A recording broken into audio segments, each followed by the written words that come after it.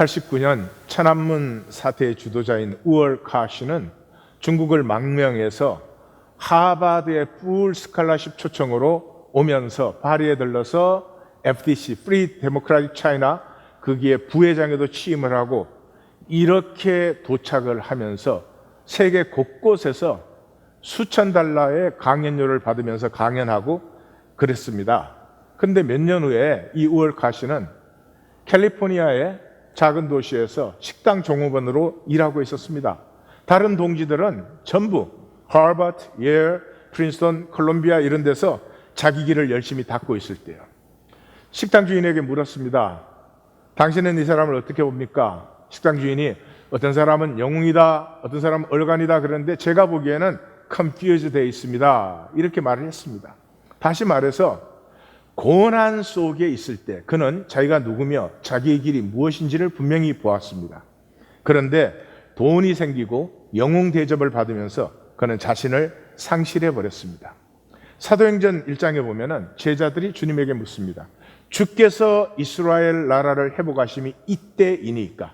이것은 시대의 질문입니다. 시대의 질문은 궁극성을 가지고 있습니다. 우리나라가 일본의 식민지 되었을 때 그 시대의 질문은 어떻게 하면 조선이 독립되는가입니다. 그때 내가 어떻게 잘 사느냐 이런 질문을 하면 그 자체가 악한 것이 되는 것이죠. 마카비서를 보면은 이 식민지가 참혹했습니다. 예루살렘과 그리스도상 성전에 돼지고기를 쌓아놓고 거기에서 창녀와 유부녀자를 농락하고 민족의 스승인 엘리야잘은 그 돼지고기 먹지 않는다고 순교하고 한 어머니와 7 아들의 얘기가 나오는데 돼지고기 먹지 않는다고 혀를 자르고 사지를 자르고 8명 전부가 그렇게 죽었습니다. 이 시대의 질문에 예수님의 대답은 때와 기한은 아버지께서 정한 것이고 성령이 임하시면 너희는 내 증인이 되라.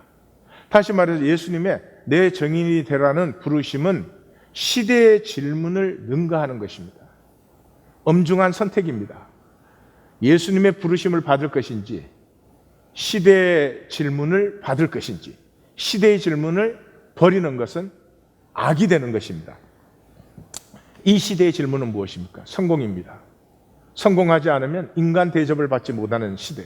그래서 계시록처럼 이기고 또 이기려 하는 시대입니다. 이 시대의 질문 앞에 우리는 과연 내 증인이 되라는 예수님의 부르심을 받을 수 있겠습니까? 이 부르심을 예수님은 이렇게 표현하셨죠. 누구든지 나를 따르려거든 내 증인이 되려면 자기 십자가를 지고 나를 따르라. 자기의 십자가를 지고 육체된 내 생명 속에서 하나님의 생명의 그 하나님 형상, 그 하나님의 생명, 하나님의 형상을 피워내는 것이 예수님을 따르는 것이고 예수님의 증인이 되는 것입니다.